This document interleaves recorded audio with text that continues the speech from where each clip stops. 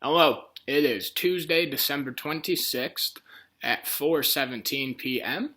and Safari Joe is coming at you with another fantastic story, handpicked to entertain the people of this channel, the people that watch this channel, as well as myself. A couple quick things I wanted to share before I start reading. One, you're awesome. Two, if you've been following these videos or whatever, you may know that I have 3 pet rats, and these are their Christmas stockings. They were given these stockings for their parcels, their Christmas parcels. They did get 1 piece of cereal each in their stocking, wrapped up, but they unwrapped them on the morning of December 25th, and they had a great time. Second off, I just have to share my ship to go home. It has been shrunk.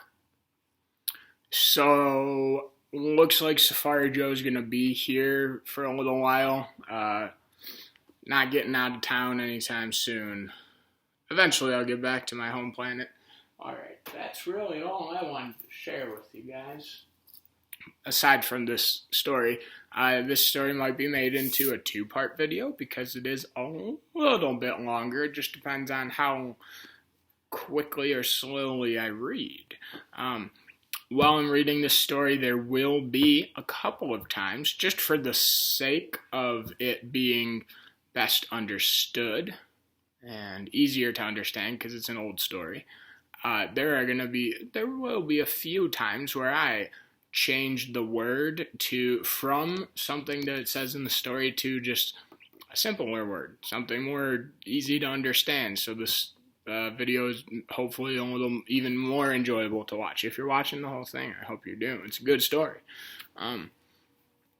Might get a phone call during the video. You just never know.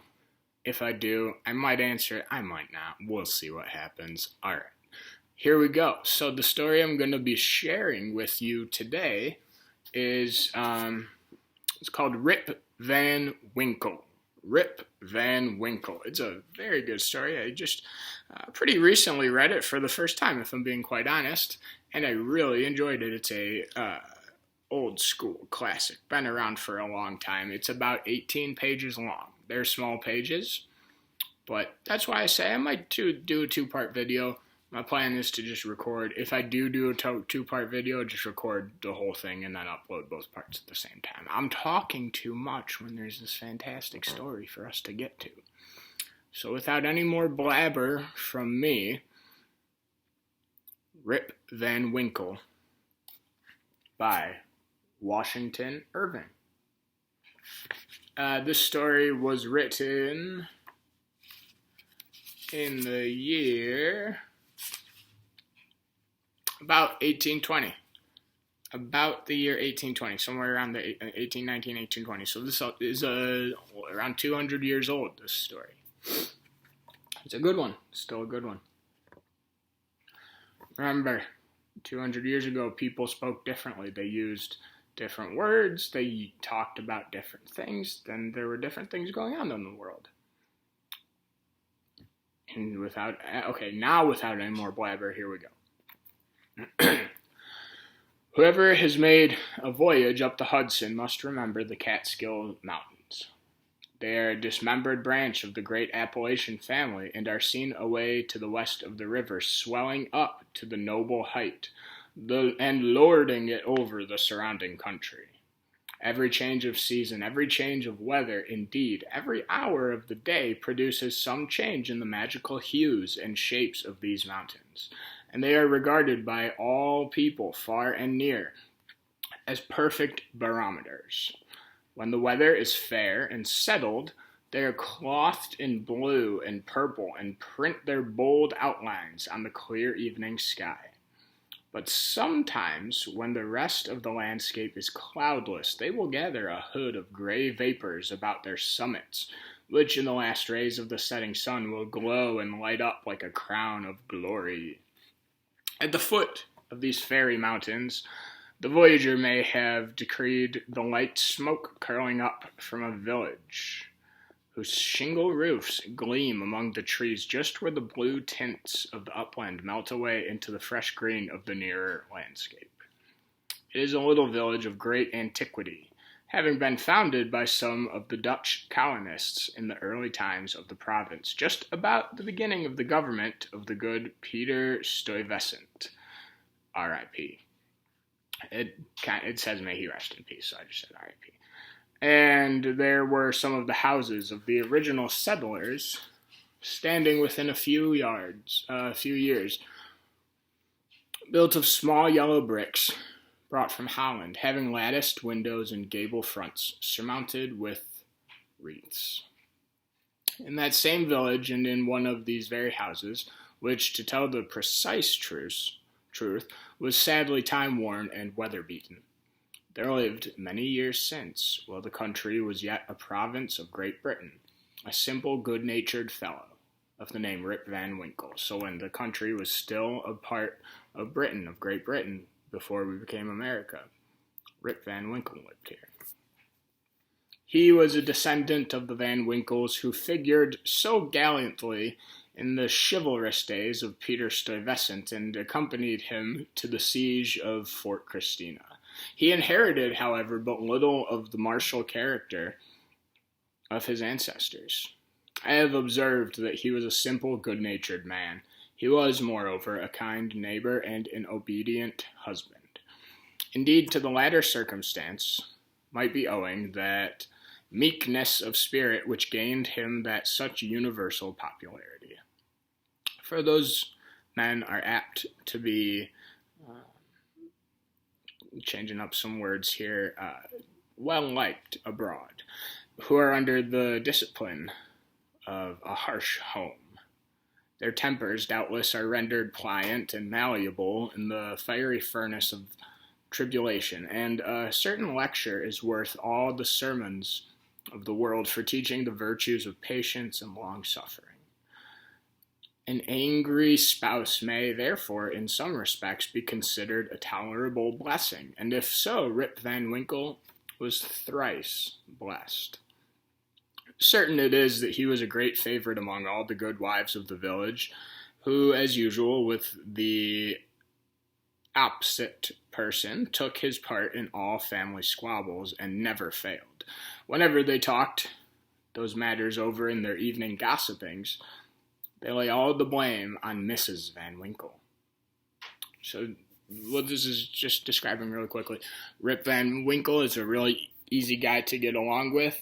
He and his wife, I don't want to say they argue, but they're just life was just different, attitudes were different, and people always took Rip Van Winkle's side over Mrs. Van Winkle's side, because people knew that people thought of Mrs. Van Winkle as being kind of crabby. The children of the village, too, would shout with joy whenever Rip Van Winkle approached. He assisted at their sports, made their playthings, taught them to fly kites and shoot marbles, and told them long stories of ghosts, witches, and Indians. Whenever he went dodging about the village, he was surrounded by a troop of them hanging on his skirts, clambering on his back, and playing 1,000 tricks on him with impunity. And not a dog would bark at him throughout the neighborhood. Everybody liked him, even animals. The great error in Rip's composition was an insupportable aversion to all kinds of profitable labor. He didn't like to work. He was lazy. It could not be from the want of taking care of himself or perseverance. For he would sit on a wet rock with a fishing pole as long and heavy as a Tartar's lance and fish all day without a murmur, even though he should not be encouraged by a single nibble.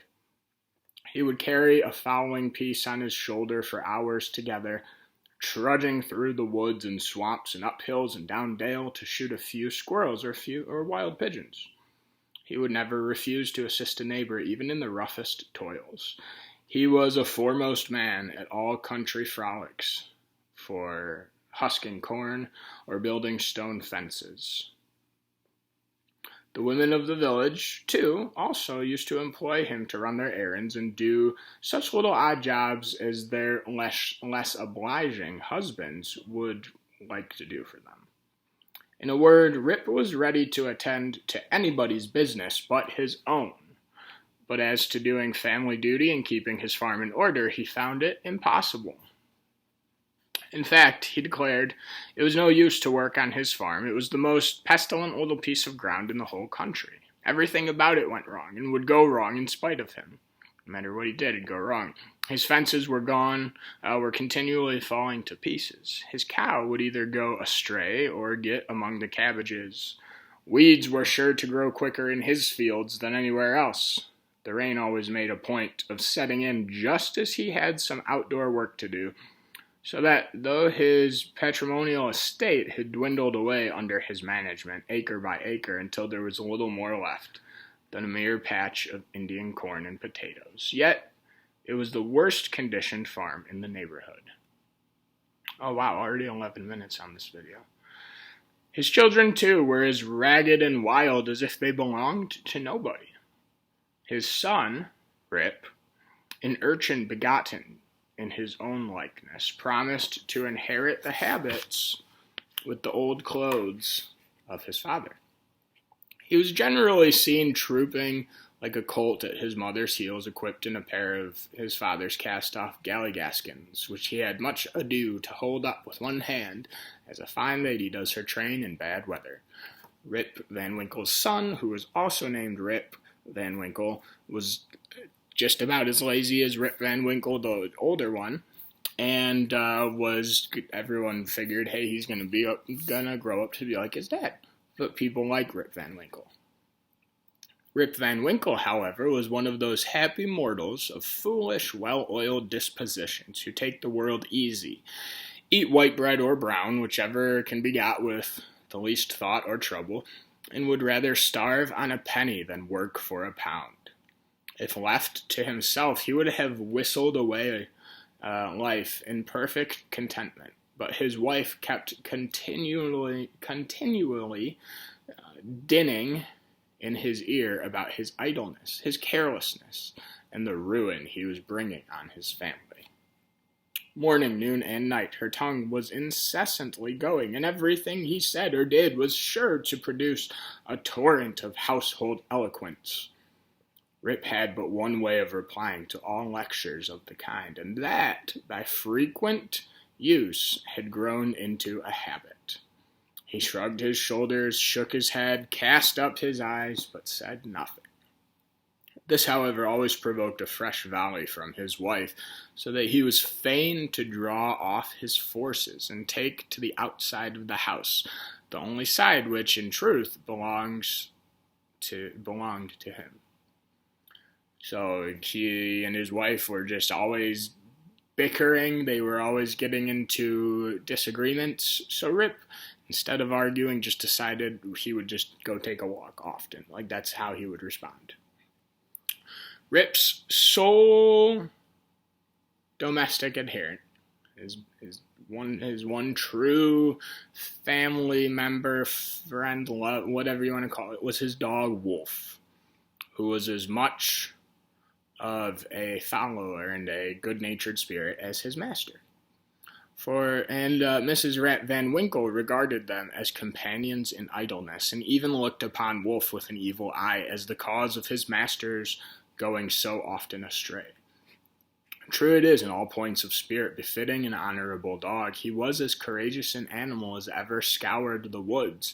But what courage can withstand the ever-doing and all-besetting terrors of Mrs. Van Winkle's tongue? Her voice.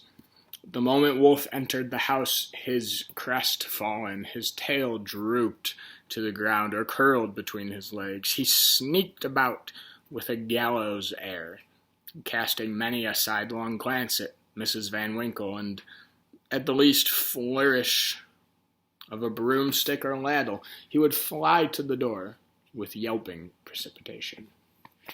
I'm going to stop this video here and start up a part 2. So they're shorter parts.